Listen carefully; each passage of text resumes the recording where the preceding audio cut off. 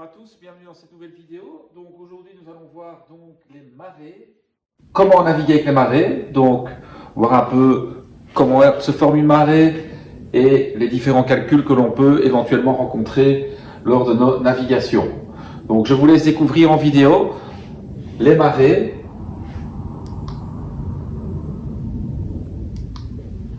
Donc un petit résumé de la formation des marées.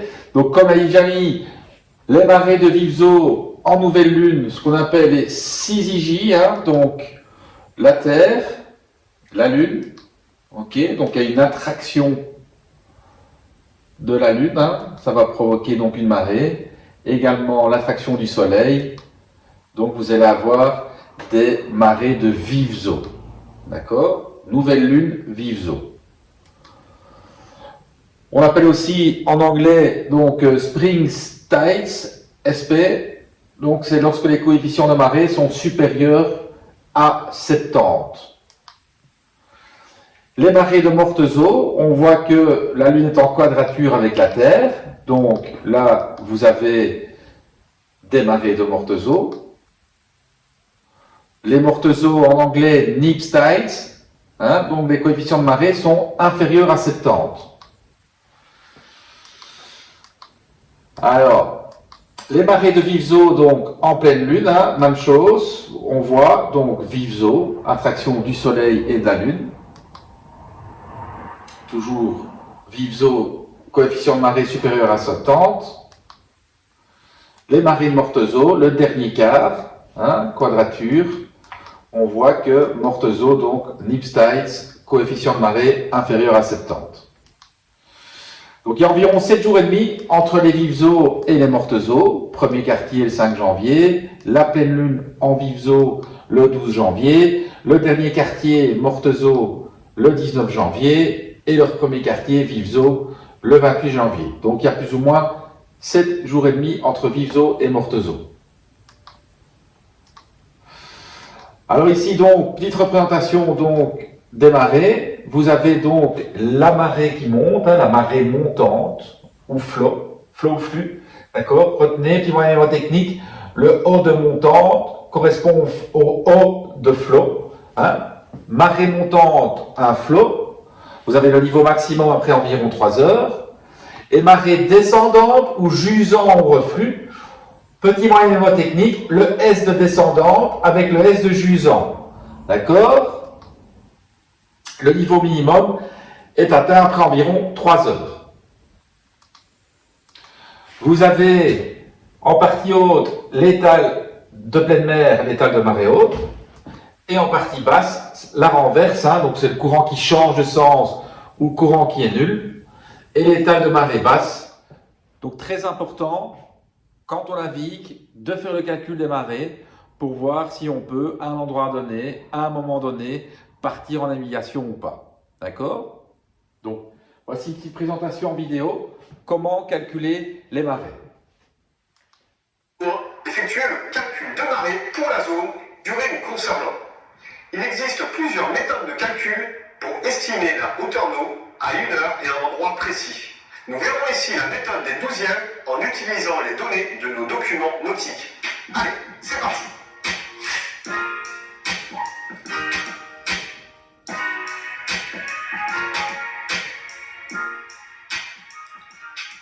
Les marées résultent de la force d'attraction de la Lune et du Soleil agissant sur notre planète et sur les masses d'eau. La Lune étant la plus proche de la Terre, c'est elle qui agira le plus en tout point du globe. Changeant en permanence le niveau de la mer, nous devons en tenir compte dans nos navigations afin de déterminer nos heures de départ et d'arrivée dans de nombreux ports, ainsi que les risques liés à l'échouement. Il existe de nombreuses méthodes de calcul qui restent cependant des approximations. Il est alors important d'intégrer une sécurité dans nos navigations. Pour cela, nous ajoutons à notre tirant d'eau un pied de pilote. Dans notre cas, notre bateau à moteur a un tirant d'eau de 30 cm. Nous y ajoutons encore 30 cm de pied de pilote, ce qui nous donne un ensemble de 60 cm. Un calcul de marée se fait en plusieurs étapes à l'aide des documents appropriés tels qu'un almanach ou encore le bloc marine. Le CHAM est dit un annuaire des marées qui fait référence ainsi que des courbes types pour les ports principaux. Dans notre cas, nous voulons établir notre calcul pour naviguer le matin depuis le port de Lézardrieux, qui est un port secondaire près de Paimpol. Nous utilisons le bloc marine atlantique et procédons au calcul par la méthode des douzièmes qui croisent sur une durée de 6 heures la hauteur d'eau et la durée de la marée. Pour un maximum de précision dans nos calculs, nous utiliserons une feuille millimétrée. Avant de commencer, il nous faut savoir si nous sommes en heure d'été ou en heure d'hiver.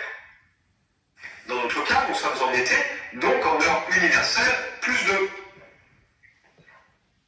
Le bloc marine indiquant les heures de la marée en heure légale, nous n'aurons rien à y ajouter. Quoi qu'il en soit, nous nous référons à l'entête de nos documents nautiques indiquant l'heure de référence donnée pour éviter toute erreur. Nous cherchons tout d'abord le coefficient de marée d'aujourd'hui. C'est l'amplitude de la marée qui varie entre 20 et 120. Sous 70, nous sommes en mortes eaux avec des marées inférieures à la moyenne. Au-dessus de 70, nous sommes en vives eaux avec des marées supérieures à la moyenne. Le 6 septembre 2019, nous sommes à 54 de coefficient de marée le matin. Nous sommes donc en mortes eaux. Nous trouvons maintenant le port de référence où est rattaché Lézardrieux. Dans notre cas, comme ce n'est pas un port principal, il est rattaché à Saint-Malo.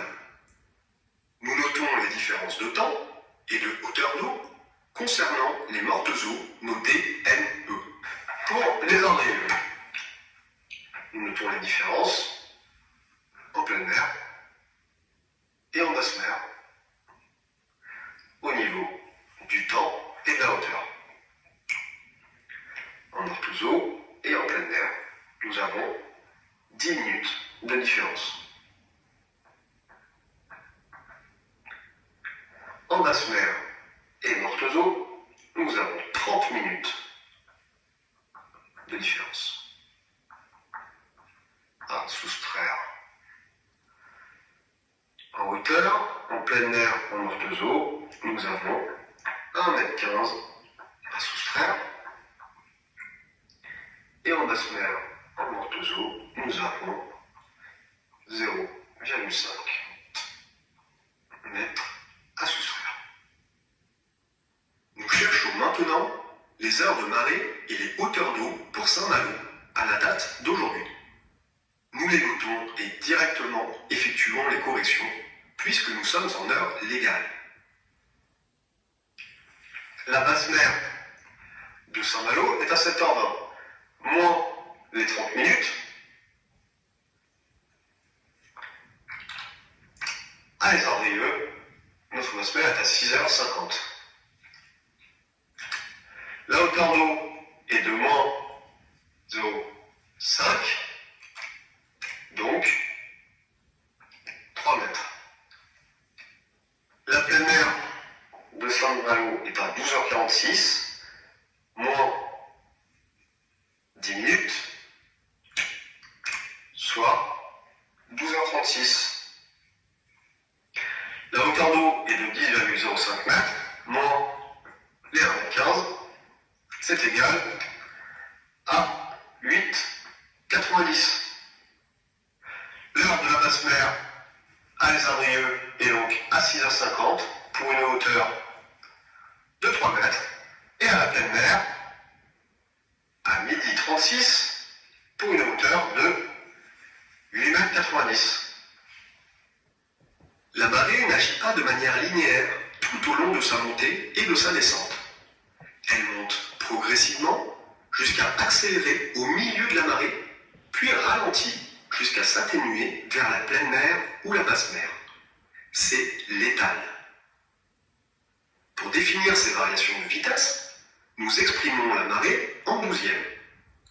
La première heure équivaut à 1/12, la seconde à 2/12, la troisième à 3/12, la quatrième heure encore à 3/12, la 5e heure à 2/12 et la 6e à 1/12. Nous définissons maintenant la valeur de notre heure marée en prenant l'heure de pleine mer moins l'heure de basse mer. Nous divisons ensuite cette valeur par 6. Dans notre cas, la pleine mer est à 12h36 et la basse mer à 6h50. Nous avons donc 5h46 de différence entre les deux. 5h46, c'est aussi 5 fois 60, donc 300, plus 46 minutes, donc 346. Maintenant, si l'on divise ces 346 par 6, on atteint notre heure marée à 57,6, donc environ 58. Notre heure marée est donc de 58 minutes.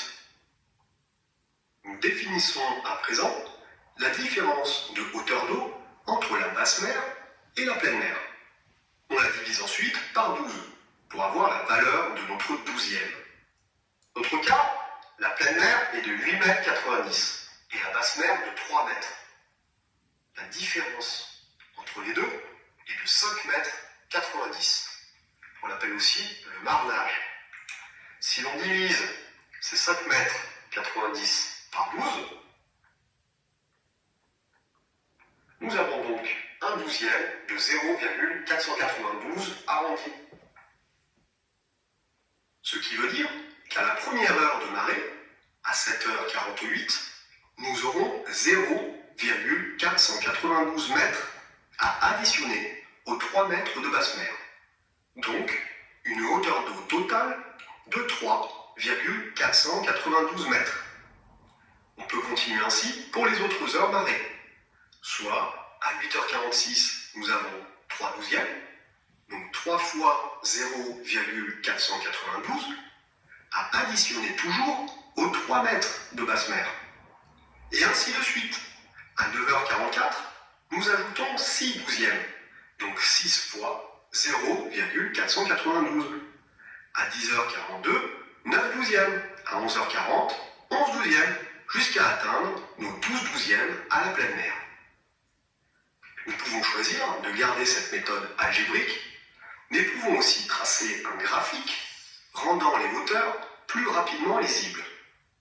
Nous l'afficherons à bord, près de la table à cartes. Nous commençons par noter la basse mer à 6h50. Nous ajoutons 58 minutes pour avoir notre première heure marée, donc 7h48 minutes. Pour la deuxième, 8h46. Ensuite, 9h44. Puis 10h42. Ensuite, 11h40. Et enfin, la pleine mer à 12h38 dans nos calculs et 12h36 en réalité. On peut choisir de placer ces minutes restantes au milieu du cycle. Nous pouvons maintenant tracer une droite reliant la hauteur à la basse mer et la hauteur à la pleine mer. Lorsque nous naviguerons, nous pourrons contrôler notre hauteur d'eau par rapport à l'heure, en n'oubliant pas bien sûr notre pied de pilote. Et c'est ce que nous allons voir dans la prochaine vidéo. Aux zones, nous allons aborder des problématiques de navigation que nous pourrons résoudre grâce au calcul que nous venons d'effectuer. Allez, voyons cela ensemble, c'est parti.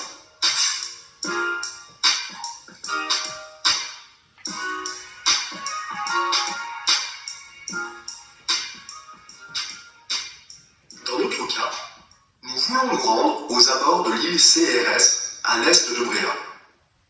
La carte indique 5,7 mètres soulignés, donc au-dessus du zéro hydrographique. Nous ajoutons à ces 5,7 mètres notre tir en eau et notre pied de pilote de 0,6 mètres en tout, ce qui nous donne 6 mètres 30. En nous référant au graphique, nous déterminons que nous aurons une hauteur d'eau suffisante entre 9h44 et 10h42. À 9h44, la hauteur d'eau est de 5,95 m. À 10h42, la hauteur d'eau est de 7,43 m. C'est donc pendant cette heure de marée que nous trouvons nos 6,30 m. Nous cherchons maintenant en combien de temps l'eau montera de 5,95 m à 6,30 m, donc de 35 cm. Nous réalisons une règle de 3 pour connaître avec précision notre horaire. Durant cette heure marée, il y a 3 douzièmes, donc 3 fois 0,492 mètres, soit 1,476 mètres en tout. Leur marée est de 58 minutes, soit 58 fois 0,35 divisé par 1,476, ce qui est égal à 13,75. Nous arrondissons ces 13,75 minutes à 14 minutes et les ajoutons à leur marée. 9h44 plus 14 minutes est égal à 9h58. Nous pourrons donc nous rendre aux abords de l'île CRS à partir de 9h58. Imaginons maintenant que nous sommes en train de naviguer. Notre route nous fait passer sur un haut fond à 4,8 mètres souligné, ce qui veut dire qu'il est au-dessus du zéro hydrographique. Il est 7h30, la question est, pourrons-nous passer en sécurité avec notre tirant d'eau et notre pied de pilote de 0,6 mètres en tout? En additionnant notre haut fond de 4,80 m plus notre tirant d'eau et pied de pilote de 60 cm, nous sommes à 5,40 m. Un rapide coup d'œil sur le graphique nous indique qu'à 7h48, nous avons 3,49 m, ce qui n'est pas suffisant pour passer. À l'heure prochaine non plus, donc aucun doute à avoir, nous devons nous écarter. Il nous faut rapidement changer notre route car nous risquons de nous échouer. Sachez que la pression atmosphérique agit aussi sur la hauteur d'eau, à raison de 10 cm pour 10 hectopascales. La base étant à 1013, lorsque la valeur indiquée est supérieure, par exemple 1023, nous enlevons 10 cm à la hauteur d'eau. Si la pression est de 993, nous ajoutons 20 cm. Donc dans cette vidéo, on vous montre comment calculer donc les marées en navigation. Pour l'examen, pas de panique, règle du 12e, on va voir ça ensemble dans les prochaines vidéos. Merci.